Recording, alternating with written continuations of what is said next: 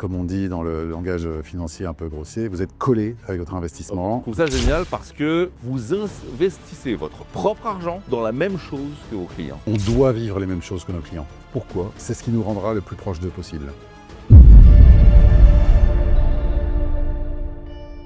Bonjour tout le monde, bienvenue dans ce nouveau numéro de Dixit. Ravi de vous retrouver. Vous le savez, on tourne cette émission au Studio 125. Aujourd'hui, on va parler finance. Oui, finance indépendante, finance humaine, finance résolument tournée vers du sur-mesure. On a de la chance, on va recevoir Pierre Mouton qui est de chez NS Partners. Bonjour Pierre. Bonjour Olivier. Soyez le bienvenu à la maison. Je vous remercie. On parle finance dans quelques instants. Je vous l'ai dit, une finance un petit peu différente. Vous nous venez de Suisse. Tout à fait. Avant ça, vous savez, je m'attache beaucoup à savoir qui j'ai en face de moi. Et nos amis sont pareils, ils veulent savoir qui est-ce qu'ils ont en face. Comment vous avez traversé cette vie jusqu'à venir aujourd'hui sur le siège de Dixit? Alors au départ, moi je suis français, j'ai travaillé dans une compagnie d'assurance en France pendant 8 ans. D'accord. Et j'ai été approché par une entreprise genevoise en 2001. D'accord. Je suis à Genève depuis 2001 avec bien des aventures, des changements de métier ou en tout cas d'entreprise. Ouais.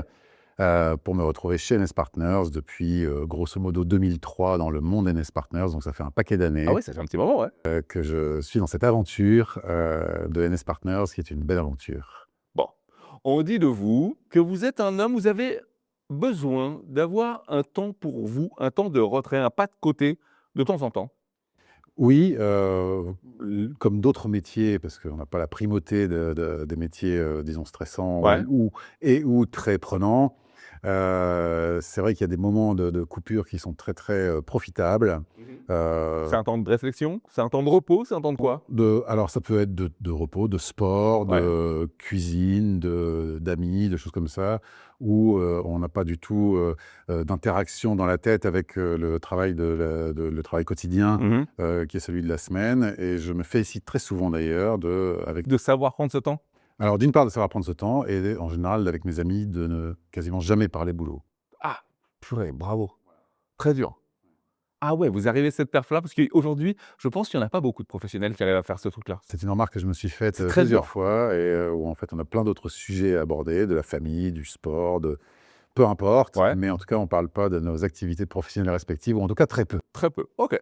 Alors, ce qui m'intéresse, c'est ce moment où vous passez, des marchés monétaires à la direction de gestion d'un groupe genevois. Comment ça se passe, ce switch-là? Alors, c'est aussi beaucoup une question d'expérience accumulée. Mmh. Comme je vous l'ai dit, j'ai commencé à travailler en France dans une compagnie d'assurance, dans laquelle j'ai travaillé sur le marché monétaire, j'ai travaillé sur le marché obligataire, j'ai travaillé sur les marchés actions, plutôt donc dans un cadre institutionnel, puisque dans le cadre de la compagnie d'assurance, on ne rencontre quasiment jamais les clients. Et ensuite, lorsque je suis arrivé à Genève, c'était plus pour justement de faire la même chose, mais travailler pour des clients, pouvoir les identifier, pouvoir leur parler, ce qui a changé pas mal de choses sur mon approche de la gestion, Ouais. je dois dire. Et donc toute cette expérience accumulée de travailler d'un côté institutionnel, d'un côté clientèle et également d'avoir pu travailler sur les différentes composantes des marchés financiers, des différents clusters, si je Ouais, puis ouais, dire, ouais, ouais. m'ont donné une certaine connaissance globale, disons, du métier, mais également de l'importance de pouvoir l'appliquer et le faire de la meilleure manière possible, que ce soit vis-à-vis de clientèle institutionnelle ou vis-à-vis de clientèle privée. D'accord. Et que j'ai trouvé chez NS Partners cette possibilité. Et NS Partners a trouvé sans doute chez moi également la possibilité de me donner cette satisfaction de m'en occuper. Allez, ça y est, on y est. NS Partners. Il faut qu'on en parle. C'est le seul moment qui sera un peu structuré dans cette émission. Tout le reste ne l'est pas. Mais ce moment-là, on y tient. C'est le moment où on fait le focus sur NS Partners, la société, comment elle fonctionne. Je vais vous donner, cher Pierre, le temps du pitch elevator, c'est-à-dire, allez, 20, 30 secondes pour nous résumer tout ça. Il faut que tout le monde comprenne. Est-ce que vous êtes prêt à relever ce défi? C'est une longue histoire, mais je vais tenter. Attention, 3, 2, 1, top. Alors, donc NS Partners, société fondée en 1964 par deux messieurs suisses-allemands, essentiellement au départ pour de la clientèle privée, je dirais même plus un cercle d'amis, comme on dit en anglais, family and friends. qui a traversé bien des turpitudes, bien des succès, bien des difficultés, bien des joies au travers de toutes ces années. Mais la force du groupe, qui aujourd'hui a 7 bureaux dans le monde, gère 14 milliards d'actifs, avec plus ou moins 130 personnes dans les différents bureaux, la force du groupe est d'avoir su conserver son identité, d'une part, et ça se ressent également dans des clients qui sont là depuis parfois la 3e ou la 4e génération, ce qui est une marque de fidélité, je pense, de satisfaction pour nous. Je ne sais pas si j'ai compris. On est à peu près bien. Moi, je vous le dis, on est à peu près bien. En tout cas, c'était passionnant. Je dirais que votre monde, il est un peu comme celui où vous faites des banques. C'est étroitement lié à l'ADN de la boîte, étroitement lié à l'homme qui est derrière tout ça. Il y a différents types de gestion. Il y a plusieurs façons de gérer tout ça. Est-ce que vous pouvez nous en retracer l'éventail, on va dire, alors il n'y a pas question de donner les bons points et les mauvais points. Non, Chacun non. fait à sa façon. Mais je veux dire, dans quel type vous retrouvez-vous le plus? Alors, la gestion est un terme très, très générique, Ouais. où effectivement, chacun, vous pouvez vous occuper de gérer vos actifs. Mmh. Vous pouvez en gérer une partie et confier une autre partie à des gens comme nous, Mmh. ou à une banque, ou suivre des tutoriels, ou suivre des Des influenceurs. algorithmes, ouais. Oui, voilà. Donc, et aucun d'entre eux n'est Bon ou la mauvais. perfection, Ouais. aucun d'entre eux n'est mauvais, à proprement parler. La grosse différence, selon moi, à travailler avec des entreprises comme la nôtre, au-delà même des banques, puisque vous dites comme les banques, non, on est très différents. Non, C'est, j'entends. oui, Elles sont liées souvent à un homme. Vous savez, on dit oui, souvent, pourquoi on n'irait pas dans la banque verte ou la banque rouge ou la banque noire? En fait, tout ça est absolument pareil. C'est juste la personne qui est derrière tout ça, quoi. voilà. Alors là où on marque, je pense, une très grosse différence, c'est l'horizon de temps Ouais. et la prise en compte vraiment de chaque personnalité, de chaque besoin, de chaque client, de la manière la plus précise possible. On est quasiment sur du sur-mesure. On est quasiment sur du sur-mesure, et donc c'est pour ça, c'est vrai que ça consomme beaucoup de temps, évidemment, et on a un grand nombre de gérants qui travaillent chez nous spécifiquement sur des clients privés, Mmh. et qui ont un nombre limité de manière à pouvoir bien s'en occuper, de chaque. Donc une boîte résolument humaine. Je crois. Je pense qu'on peut le dire, et si vous interrogiez d'autres personnes dans Ouais. l'entreprise, vous direz On dirait, c'est ça, le mot, l'ADN, oui. le côté humain. Vous avez été assez marqué, comme plein d'autres gens, par la crise de 2008. Pourquoi, selon vous, la liquidité est-elle devenue un critère non négociable d'un bon investissement? Alors, juste pour faire un pas en arrière et expliquer Mmh. ce qui s'est passé, Ouais. en 2008, il y a eu la grande crise financière, mais au-delà du fait que les marchés, en général, ont beaucoup souffert, Mmh. donc avec des performances qui ont été mauvaises, il y a eu la deuxième punition, si je puis dire, pour pas mal d'investisseurs, qui était le manque de liquidité. C'est-à-dire que vous voulez vendre quelque chose qui apparaît sur vos relevés de compte, mais ça ne se vend pas. Ouais. Vous êtes coincé avec. Double peine, OK. La double peine, c'est le mot que je cherchais. Double. Comme on dit dans le langage financier un peu grossier, vous êtes collé avec votre investissement, vous n'arrivez pas à vous en débarrasser parce qu'il n'y a pas de marché, ou simplement parce que les personnes à qui vous avez confié l'argent ne sont pas en mesure de vous offrir la liquidité pour vous rembourser. Ouais. Et ça, c'est quelque chose qui est qui a été un choc pour beaucoup, Mmh. notamment vis-à-vis de clients privés qui se disent: mais quand est-ce que j'ai mon argent? Et peut-être à un moment où ils se disent: mais finalement, je vais jamais le récupérer. Ouais, donc ça crée pas de l'assurance, de la réassurance, enfin. Voilà, donc c'est OK. quelque chose qui était très marquant, je pense, y compris, donc pour d'autres acteurs de la finance que nous. Mmh. Mais encore une fois, avec, cette proximité que nous avons avec nos clients, on a bien ressenti, fortement la tension, L'inquiétude, ouais, la l'inquiétude que friction, ça a ouais. créé. Nous étions persuadés, que les choses se termineraient bien. Elles se sont bien terminées. Mmh. Alors, je ne parle pas des performances qui ont été mauvaises en 2008 comme pour tout le Oui, monde, ouais. mais en tout cas, en termes de liquidité, la liquidité a été retrouvée. Mais il y a eu un temps de quelques mois où il y a eu clairement une inquiétude très, très importante. Comment on le vit, humainement, ce moment-là? C'est des moments très difficiles, Ouais. hein, parce qu'on est, encore une fois, on a beaucoup de proximité avec nos clients. On va le voir après. Vous en avez même une très forte proximité. Vous allez même jusqu'à faire les mêmes choses qu'eux, pour vivre les mêmes choses qu'eux. Ouais, ouais. Donc voilà, c'est pour ça que c'est quelque chose qui est resté en tête. Et une de mes missions d'ailleurs dans l'entreprise a été travailler un petit peu plus et créer toute une famille de produits d'investissement qui étaient beaucoup plus liquides, Ok. de manière à avoir, Sécuriser un peu le. en tout cas, la liquidité. Ouais. Pas forcément les performances, Oui, c'est pas des j'entends. questions, mais en tout cas la liquidité, de dire, bah voilà, je veux vendre, demain j'ai mon argent, on n'en parle plus. D'accord. Ok. Donc très important. Oui. Liquidité. Particulier, famille, institution, vous gérez 3 profils assez différents. Comment votre offre, elle s'adapte à ces 3 mondes?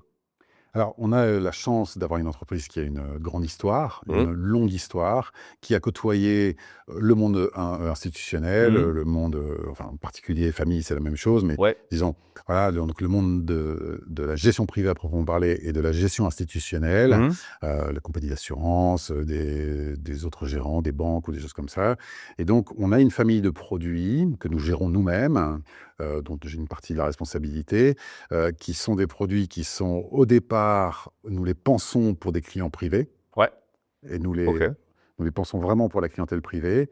Et lorsqu'ils atteignent une taille suffisante, un historique suffisant, et évidemment si les performances sont au rendez-vous, Bien sûr. on peut se permettre d'aller voir de la clientèle institutionnelle en disant, bah voilà, on a tel ou tel produit. Ça tourne déjà, c'est à peu près Ça rodé, existe, quoi. OK. c'est rodé, c'est testé, ça plaît. Et la chose assez importante, c'est, si on va voir la clientèle institutionnelle pour proposer nos produits, l'entrée de l'institutionnel dans ces produits ne doit pas le dénaturer.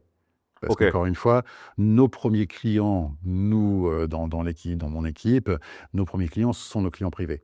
C'est-à-dire que c'est, j'entends. voilà, hein, c'est eux. Donc ne pas Pas dénaturer un dénaturer l'offre, OK. produit parce qu'on veut aller absolument chercher des gros encours, puisqu'évidemment La référence, c'est le client le premier. La on référence. commence par lui.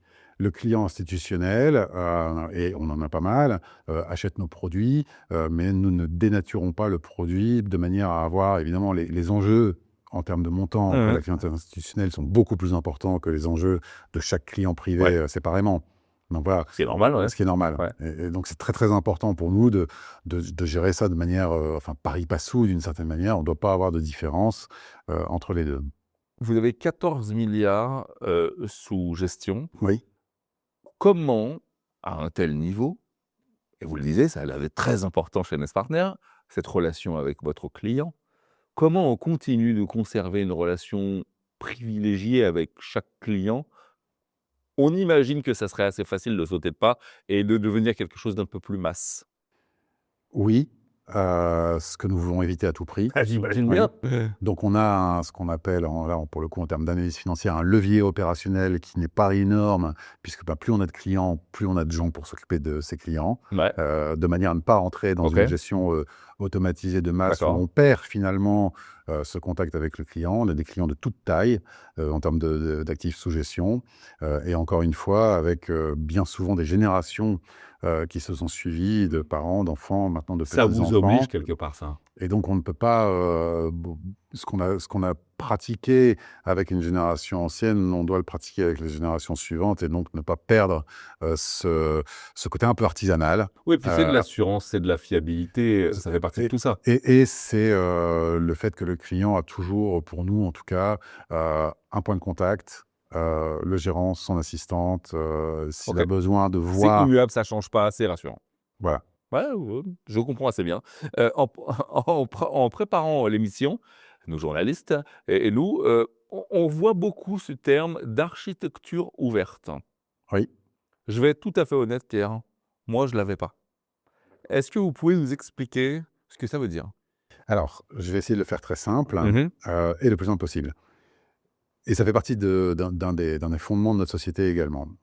Vous avez, donc nous gérons des produits nous-mêmes, je peu importe lequel, pour lesquels nous considérons que nous avons la capacité à le faire et à bien le faire. Ouais, Il y a des classes d'actifs que nous ne sommes pas capables de gérer, trop compliquées, trop techniques, trop lointaines, et donc on va chercher dans ces cas-là, d'autres sociétés de gestion qui sont plus spécialisées dans les domaines où on d'accord, cherche, à investir, mais on ne se sent pas capable de le faire nous-mêmes directement. Hein. d'accord. Et depuis le début de l'histoire de la société, ça s'est passé comme ça, c'est-à-dire que les fondateurs de l'entreprise sont allés, à l'époque aux États-Unis, rencontrer des gérants, dont certains qui sont devenus très, très célèbres, Ouais, en disant: «Mais ces gars-là, ils ont vraiment quelque chose en plus. on peut leur confier de l'argent pour nous et notre fameux cercle de family and Ouais, friends, ouais. parce qu'on leur fait confiance, parce qu'on sent qu'ils vont délivrer de la performance, parce que ce sont des gens qui sont des vrais talents qu'on ne retrouve pas par ailleurs. D'accord. Voilà. Et ça a toujours resté. Et aujourd'hui, donc, dans les portefeuilles de nos clients, on a nos propres produits, mais on a également énormément d'autres produits, parfois même de sociétés concurrentes. J'entends. Vous parlez de gérants. Comment, ces pépites, comment on les repère? Comment on les repère avant les autres? Alors, c'est aussi là, je pense, le bénéfice De la longévité? de toute l'histoire de Ouais. l'entreprise, d'avoir accompagné toute la gestion financière, que ce soit en Asie, aux États-Unis, en Europe, dans les pays émergents en Mmh. général. Tout ce qui s'y faisait, tout ce qui sortait, ce qui émergeait un petit peu et qui sortait du lot, soit donc à l'intérieur d'établissements existants, et fréquemment, quelqu'un qui a vraiment un talent particulièrement Ouais, important va à un moment ou un autre créer sa propre structure ouais. pour gérer lui-même. Et très souvent, nous avons été investisseurs dès le premier jour, avec énormément de gérants ultra connus, qui aujourd'hui n'auraient peut-être plus besoin de nous, mais qui se Mais qui souviennent sont de quand même nous, OK. parce qu'on a été là le premier jour et on a pris le risque d'investir avec eux. Et ça, c'est un peu C'est beau. partout, oui, Ouais, c'est assez que ce beau, hein. soit en France, en Angleterre, aux États-Unis, en Asie. Beaucoup de gens, on a pris le risque, on a eu toujours ce côté pionnier, Mmh. mais c'est pas un risque non calculé. J'imagine, j'imagine. MS Partner, elle appartient à 100 à ses dirigeants. C'est quand même une fierté, on peut déjà le dire, c'est assez rare. C'est vrai. Qu'est-ce que ça vous confère? Est-ce que, vous n'êtes pas obligé de suivre une certaine forme de bien-pensance de la finance avec, cette liberté? Alors, c'est encore une fois, c'est une aventure qui avait été, je pense, qui était taillée pour rester, dans l'indépendance, Ouais. depuis le début. Je pense que le fait de s'adresser à une multitude de différents clients, de devoir les traiter, individuellement Ouais. et le plus près possible, sont des choses qui vont avec l'indépendance, d'une part, et d'autre part, qui assurent, puisqu'on a des générations de clients, qui nous ont connus, et bien des générations de partenaires dans l'entreprise, suivent ces clients, et avec un temps de transmission qui est assez long entre les partenaires, de manière à préserver l'indépendance de l'entreprise et Mmh. de toujours montrer le même engagement que celui qui était celui de nos fondateurs il y a 60 ans maintenant. Et peut-être également le fait d'appartenir à ses dirigeants, une certaine forme d'agilité peut-être aussi? Aussi. Plus rapide, être plus rapide? Alors, on a des processus de décision, effectivement, qui sont alors c'est un peu ambivalent puisque vous savez que la Suisse est le pays du consensus. Ouais, c'est vrai. Voilà, donc où il faut s'entendre et puis Ouais, mais nous fonctionnons, également un peu de cette manière-là, donc ouais. avec une sorte de comité exécutif, avec un chief executive officer, mais beaucoup de décisions, consensuelles entre les différents membres du comité exécutif, mais avec une verticalité, d'application qui est, quand même assez efficace Bah selon oui, nous, ouais. visiblement, visiblement. Hem, Vous avez là, je vais vous faire jouer un petit peu parce que je pense qu'il y en aura quelques-uns qui ne l'auront pas. Vous avez créé vous-même votre propre système de notation ESG. Oui. D'abord, je vais vous demander, cher Pierre, de nous expliquer ce que c'est.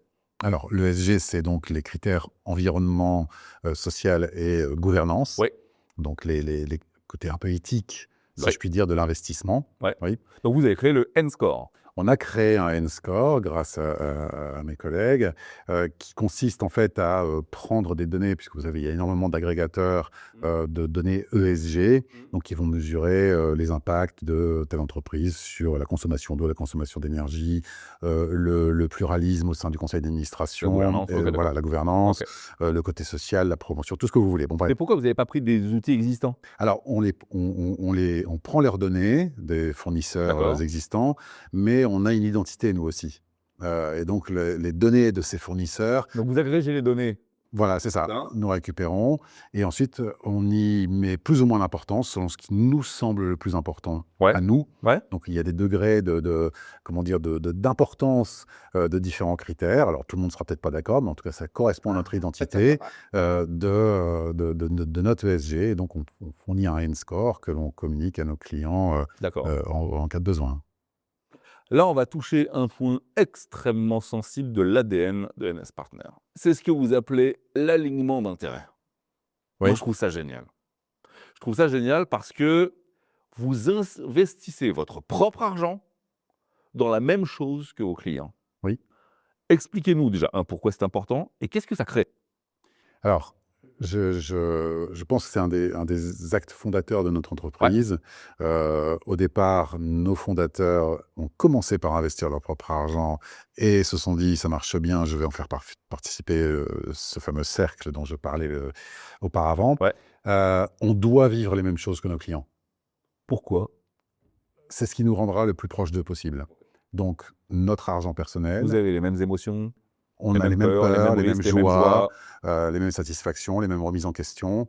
C'est ça. Mais donc voilà, donc notre argent personnel, nos fonds propres et également notre fonds de pension que nous gérons nous-mêmes est investi comme nos clients, de la même manière.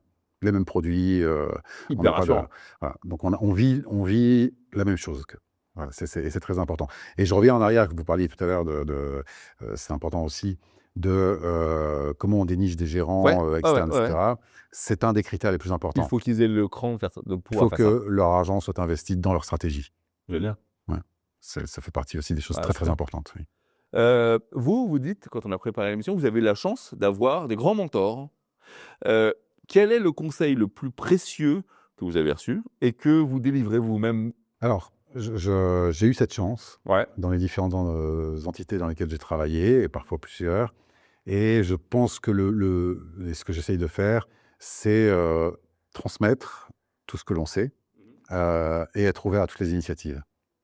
J'ai eu cette chance d'avoir des mentors qui m'ont transmis leur savoir, leurs connaissances et qui m'ont laissé, prendre des Mmh. initiatives et j'espère, que faire la même chose avec Ouais. les gens qui travaillent, qui Donc c'est de l'information, c'est du savoir-faire, partager, c'est de la connaissance. ne rien cacher, transmettre ce que l'on sait, en espérant que ce soit bien pris et puis évidemment le son nouveau, et la fraîcheur de personnes plus jeunes utilisera ces choses-là pour l au mieux, Ouais. le prendra, ne le prendra pas et sans doute pourra prendre des initiatives en disant: «Mais tiens, et on devrait faire ceci ou on devrait faire cela» et être ouvert à toutes les initiatives pour permettre justement à, une évolution qui va avec, toute cette aventure de Ouais. l'entreprise et de manière également à ce que les générations suivantes de clients n'aient pas l'impression qu'il y a un décalage entre leur perception, de la manière de travailler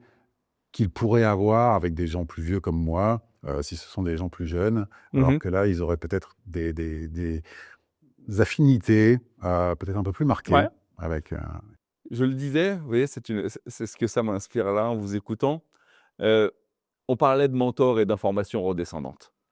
Mais est-ce que ça vous arrive, Pierre, aujourd'hui, d'être stupéfait, par exemple, par la jeune génération? Est-ce qu'elle vous apporte des choses? Est-ce qu'elle vous apprend, elle, à son tour, des choses? évidemment. Ouais, évidemment. De toute façon, c'est un échange permanent, Ouais. que l'on a. Alors il y a évidemment tout le côté technologique et une absorption bien plus rapide et une adoption bien Oui. plus rapide de tous les éléments, mais également des perceptions, qui sont Ils différentes. n'ont pas le même mindset, ils sont pas faits, Probablement pas entièrement. Le métier en tant que tel ne change pas. ouais. La manière de le faire évolue. Il y a pas de Vous parliez de révolution. nouvelles technologies, par exemple, allons, disons le mot, l'IA générative, les choses comme ça. Ce sont des technos que vous utilisez aujourd'hui, comment vous les utilisez? Pourquoi faire? Alors, on les utilise énormément pour agréger de l'information Ouais, et en donc et la en gestion de data? retirer, voilà, et en retirer, des choses qui vont nous servir. Donc ça, Mmh. c'est très intéressant d'avoir, nos besoins et ce que l'IA va pouvoir Ouais. apporter, par rapport à nos besoins, d'extraire ce que l'on cherche en particulier, Mmh. de nous ouvrir également, à des choses auxquelles on n'aurait pas pensé, Ouais, ouais, bien sûr, ouais. possiblement. Mmh. Et après, il y a tout le côté très pratique en termes de productivité de Qui l'IA était pour créer des chronophage, qui fait gagner, rapports, ouais. des choses comme ça, évidemment. Est-ce que, quand on travaille dans la finance à ce niveau et je dirais même avec cette longévité, ce côté un peu stable de cette société, est-ce que l'IA, on la voit arriver quand même ravi et content? Ou est-ce qu'on fronce les sourcils pour dire: «OK, attention, il faut surtout pas que ça abîme le modèle de ce qu'on a essayé de faire pendant toutes ces années»? Je je me trompe peut-être, mais je ne pense pas que ça puisse l'abîmer puisque ça va un petit peu l'IA en tant que telle, c'est un outil. Absolument. On ne se réfugie jamais derrière les outils, je suis d'accord avec vous. C'est un outil. Le besoin, les besoins qu'ont les clients d'avoir quelque chose de tailor-made et surtout Ouais. un échange justement pour pouvoir déterminer à plusieurs moments dans la vie d'un portefeuille, parce qu'un portefeuille n'est pas statique dans le temps, avec son gérant, Mmh. me semble irremplaçable. Peut-être. Quand un client vous signe un mandat de gestion, c'est quand même pas rien. Ah non, Franchement, c'est un acte de confiance qui est c'est très considérable. fort.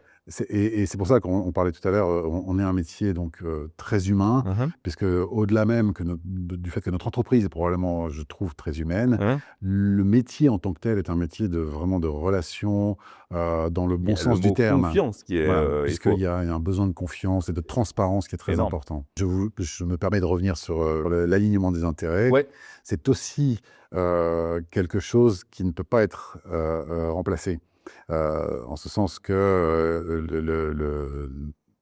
l'IA pourrait peut-être, ou des modèles peuvent peut-être donner des indications différentes Mmh. selon le type d'investisseur, que ce soit moi ou un client ou l'entreprise ou les fonds propres ou Mmh. le fonds de Mmh. pension, etc. Et donc ça, c'est très très important. Et notre intérêt à nous, évidemment, est aussi d'aller avec le client pour réduire absolument tous les coûts possibles attachés à la gestion de son portefeuille.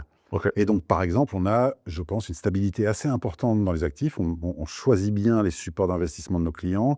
Et ensuite, si possible, à l'idéal, si on ne s'est pas trompé, évidemment, Mmh. de relativement peu changer, ce qui limite les frais de transaction, OK. ce qui limite des coûts qui sont perdus pour nous. Nous, on n'est pas banque, on ne touche pas d'argent sur les frais de transaction, on ne touche pas d'argent OK. sur les droits de garde. Ça, c'est de l'argent qui est perdu pour Ouais. nos clients et qui est perdu en termes de Donc vous leur performance faites pour nous. confiance. Alors, voilà. Et ça, c'est aussi un alignement des intérêts. Très bien. On arrive presque au terme de cet entretien. Ça passe super vite. Merci, d'ailleurs d'y aller, doucement, de nous aider à comprendre un peu tout ça, parce que c'est vrai que ça peut être un peu, parfois, confus, pour ceux qui ne sont pas du sérail, j'entends. C'est l'heure où je donne à tous mes invités un pouvoir magique. C'est le pouvoir magique du CTRL Z. C'est un raccourci clavier qui permet de revenir en arrière lorsqu'on a fait une bêtise ou, lorsqu'on n'est pas content de ce qu'on a fait. Vous qui connaissez maintenant la suite du chemin, pour vous, pour NS Partners, si je devais vous dire, vous avez le droit d'utiliser cette chose-là pour, Super pouvoir. ouais, super pouvoir, recommencer quelque chose, le faire différemment, le faire plus fort, ne pas le faire, à quel moment vous reviendriez? Je suis pas quelqu'un qui a tendance à avoir des regrets. Ouais. Alors peut-être, ce serait, de commencer plus tôt, l'aventure avec NS Partners. OK. Qu'est-ce qu'on peut vous souhaiter allez, je vais être large, 15 prochaines années? Alors c'est toujours, assez soviétique de faire des plans, donc ce ne sera pas des plans financiers, Ouais. mais des plans disons de croissance particuliers. Mais c'est continuer à avoir cette croissance mesurée, qui nous permet de garder notre ADN, de ne pas se fourvoyer, en privilégiant des volumes plutôt que la qualité. Ouais. Et donc c'est un équilibre assez, fin à trouver. C'est très difficile, hein. Oui, un équilibre assez fin à trouver, qui nous permettra, je pense, de continuer et peut-être même de croître dans cette notion d'être une entreprise, qui est une référence. Toujours cette relation intime avec le client final, essayer de ne pas perdre ça. De ne pas perdre cette identité qui est vraiment très, très importante et de continuer à être vraiment une référence dans le cadre de la gestion privée, en Europe. Eh bien, écoutez, c'est ce qu'on vous souhaite, cher Pierre. Vous reviendrez nous donner des nouvelles de temps en temps. C'est toujours sympa. Puis vous l'avez très bien fait. C'est très, très, très simple à comprendre avec vous. Bon, eh ben, tant mieux. On se retrouve très vite, j'espère en tout cas. On va vous mettre autour de cette vidéo toutes les informations pour prendre de l'information sur NS Partners. Si vous voulez aller regarder ce qui se passe. Nous, on se retrouve très vite pour une nouvelle émission. D'ici là, eh bien, écoutez, tâchez d'être heureux. Le reste, ça suit tout seul. Bye bye.